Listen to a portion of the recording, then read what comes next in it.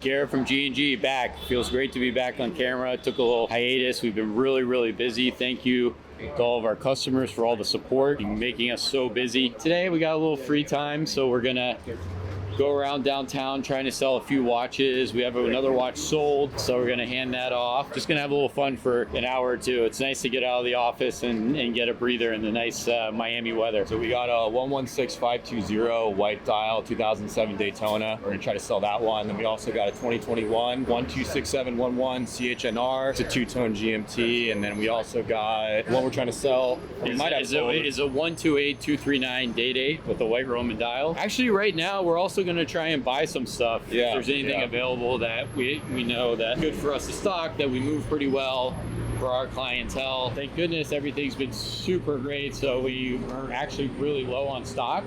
So definitely interested if there are already good deals to buy some stock. Got my lucky hat on, so I think that we're gonna make some sales here. Yeah, Eagles hat. By the way, we got Saquon. Go State. We're pumped to see that next year. Yeah, it doesn't open. I apologize in advance to the other side of the Foreman family. They're New York Giants fans. I know they're devastated. I haven't brought it up yet, but And Lake is as well. Yeah, Lake as well. Just the Massa papers, 18, much? 175. I have another one for you actually. My native love 166. What? That? Yeah. What's best? 175. You know it's the best. Prices? Yeah, on call we would probably pay that, but stock. Nah, call you pay me 185. Call I wouldn't get 185. Yeah, we just had one. We had one on call, 183. 1102 though, which is Yeah, but this is a better model. You know that. It's a better style. You sell 10 of those instead of the 1102. Yeah. 50, 7, 11. How much you pay me? 20, 21. 50, 7, 11. Rose gold? Oh, Rose. We just got one. What about 5968? 115. What year? 20. A little high and No. That's close. You know, something. not bad. 5980s? So, Sold. How much? 168. Yeah. Rose. 165. 160. Oh. No? You want to sell me something maybe? What you got for me? The rest of the stock. Let me see. Open it. What is this? Pre-owned? It's already Retail ready. How much? 75. 2021. Full length? Yep. What is that? 116520. Oh, that's not bucks for that. White. How much? 19. Card? Papers. That's tough. 18 and 17? 118 and 17. Yeah. Extra 500. Take it. 18 and 17. Come on. Yeah. Let me win I one. think it's best. We're just trying to move it. I know. I see that. 170 on this. I'm coming up. It's strong. Trust me. We just have really big clientele for this. 170. And whatever I told you. 82 and 7. 170 and whatever you told. 2015. Yeah. Okay. Okay. I don't like it. Mazzolito. Oh, that's a good deal today. I think so. I don't know. Yeah. We need to come here more often. Come. You listen. You come lucky because I just got it. So. Okay.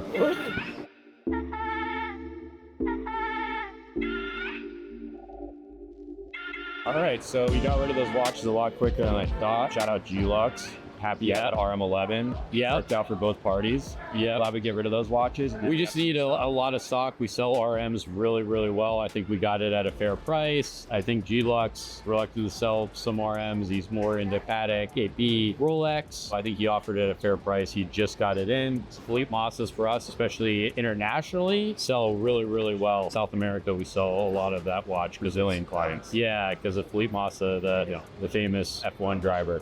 Great for us and him. Good start to the walk around. We haven't done this in a really long time. You spare time. That was literally 15 minutes. So we're gonna try and spend some more. Let's see how much we can spend in the day. Let's see. So we just wholesaled a watch to a dealer that we do a lot of business with. We got it as a trade-in from one of our clients. So when they got the watch, there was kind of just like some smudges on the watch. So they were claiming it was potentially used, although they got a cloth and they rubbed it out. Now they're gonna take the watch and everything's good. But there's a lot of dealers out there, and even ourselves, when we get watches, we check them from A to Z, making sure that there's no handling marks, because once there's a mark and then you sell it to a customer, you have to represent it as something else other than new. We're very particular, so are they. They're probably the biggest stickler, but everything was good, so happy about that. Hey guys, so today we're gonna catch up about what's been happening at G&G. We're very thankful and had an amazing February. It was absolutely insane. We topped our numbers by far. It was a lot of work, a lot of hours. The team here grinding, and because we were so busy, halfway through, we had sweat dripping down our face and said, man, we need someone else at G&G to support us. We interviewed a few different people. One that really stuck out that is absolutely amazing is our now new employee, Jackie. Jackie, would you like to introduce yourself and tell us about your experience in watches and Sure. why you like G&G?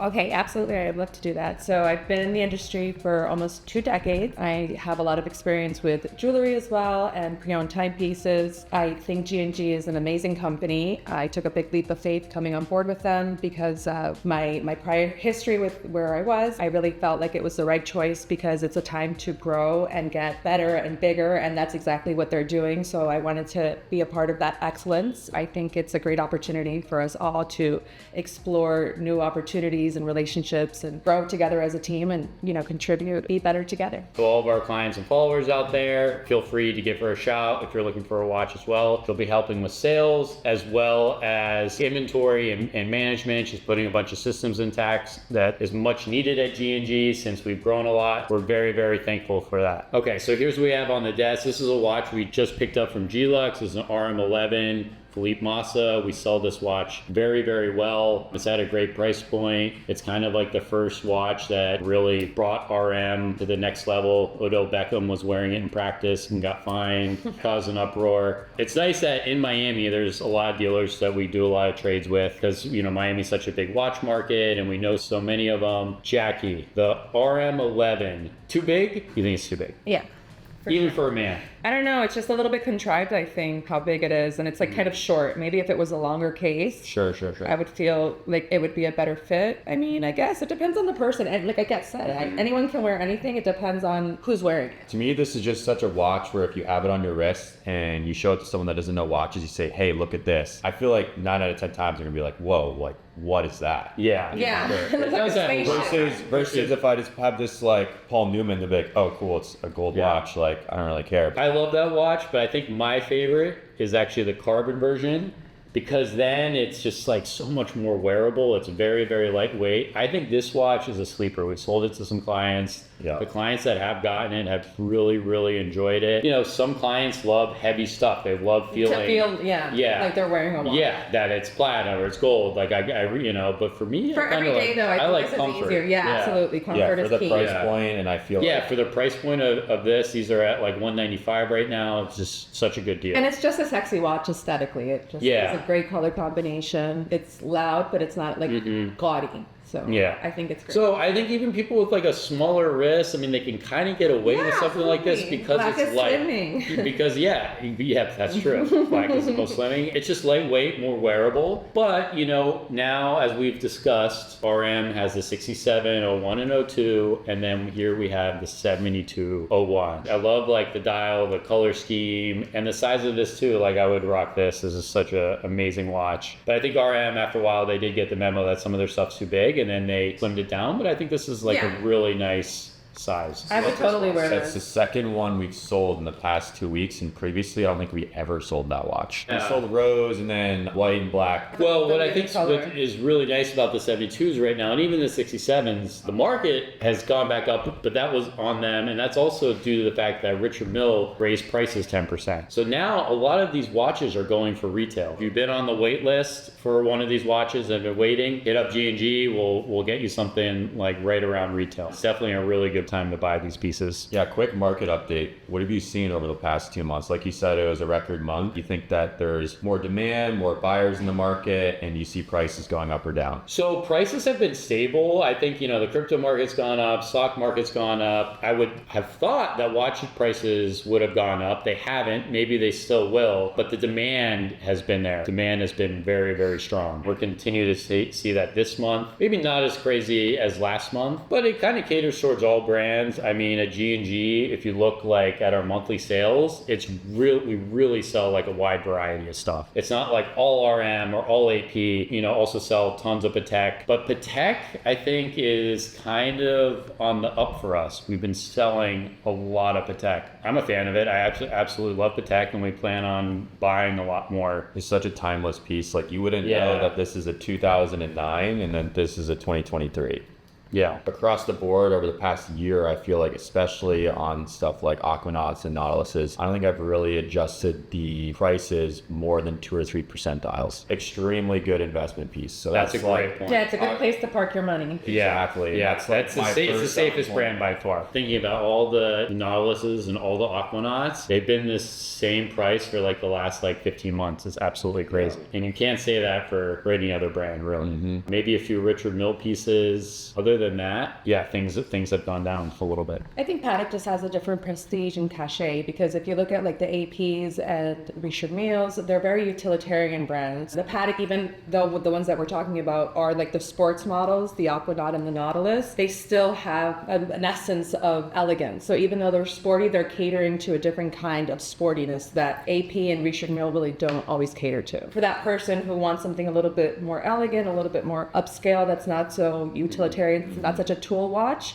you can have that encompassed in something that's a little bit more chic and, you know. Having that watch on your wrist going out in Miami, the people that it will draw, the people you want to talk to. 100%. So like RM, yes, but I feel like Patek just puts like a different meaning to it, because anyone 100%. that's into watches will know that that's a Patek for Right. me, you know. As a person that sells watches, that's great, because those are the type of people I like want to have in our office and like have conversations. Right. Yeah, no, definitely. Yeah, and there's such a deep history with Patek, and all the watchmakers will say that they're the most beautiful movements, some of the best well-made watches. And I think with the Nautilus and the Aquanaut, because it's on strap, obviously it's very comfortable, but just like how the bracelet drapes, I think is just so much different than like anything else. I guess some of the jumbos compare, but if you like put that on versus like a Daytona, it's way different on your wrist. I don't know, I gotta say the AP is probably my favorite bracelet, the style, because it just reminds me of the disco ball and the way it drapes on your wrist. It's just so pretty. So I've gotta say, as far as bracelets are concerned, I'd go back to AP. Disco balls. This is like a little stardust. It's like Studio 54 on your wrist. 26239 BC. Yeah, this is limited at 200. These are just absolutely crazy. They have this technology where they kind of pick into the white gold and give it like this frosted look. This is stuff like this is what I love about AP, is how they branch out completely. Do I see Rolex doing something like this? No, because they're more of like a utility watch and brand. I don't know, just something outside the box would be really cool. Maybe they do more open case backs this year. I don't know how I felt about that though. I felt like that was a little strange, just because they've never done anything like that, and it just didn't seem like, when I think of like an open case back, I think of like a perpetual calendar or something that's got a little bit more going on. A chronograph, I just don't think is interesting enough to like justify having an open case back. You know, like I think there has to be a little bit more. Yeah, it is interesting, because Sky Dweller being their most complicated watch, what if they come up with something that would be cool? That's like a perpetual calendar That would be situation. cool. Yeah, that would be awesome. That's a really good idea. 100%. I love open case bags. I love skeletons, and I'm fine with dials, but I just love the open case bags. Nautilus or a Jumbo or RM. I don't know, I just feel like that brand is more aligned with it. Like you see a lot of that within their brand. I think that if Rolex, I kind of felt like it was a little gimmicky, to be honest. Well, I think they saw how successful these brands were, and were like, okay, maybe we should.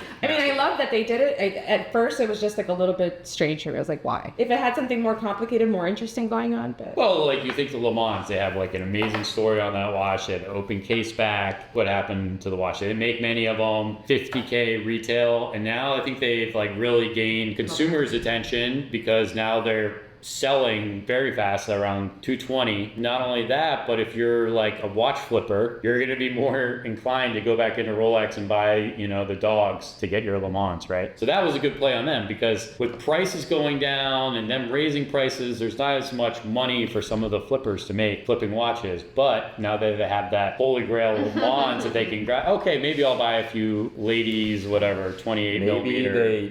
K-dates. Maybe they do what RM does and make a few versions of the Le Mans. Like, for example, the RM35, like this one has a closed case back. You got a 3502 with different materials with an open case back. And then 3503, obviously, that's a completely different watch, but same concept. So maybe just like make different tiers to the watch. Yeah. They kind of do that, like the baby Le Mans. Yeah, version of it. So speaking of Rolex open case backs, here's a really cool example. This is a special edition that they did with Artisanal for Andre Pirlo. And so here you can see the complete front open as well as the case back. So I think that that's a really cool collaboration and take on it. That's basically the Mansory version. Exactly. Yeah, like that's so. Or Novitech. Because I feel like when you first see that, you're just like, oh, that's just some random company that Yeah. Rolex's watch and just totally effed it up. But no, that's like the Mansory. They've done an absolutely amazing job. When you show it to a watchmaker, some of these Artisan Dejanebs, like even they're blown away about all the details. It's a very respectable watch. I love the bezel on it. The texture on the bezel is really, really interesting. I think it complements the movement and the different color tones because it doesn't just blend in. I think they did an amazing job with this. It's really It interesting. almost looks to look like an NTPT bezel. at. Right, because of the carbon, you see the waves, and it complements like the different color tones of all the movements and the parts inside with the bronze and the nickel. It just looks really cool. So let us know in the comments below, amongst all these watches, which is your favorite and why? Hit that subscribe button, and we'll see you next week.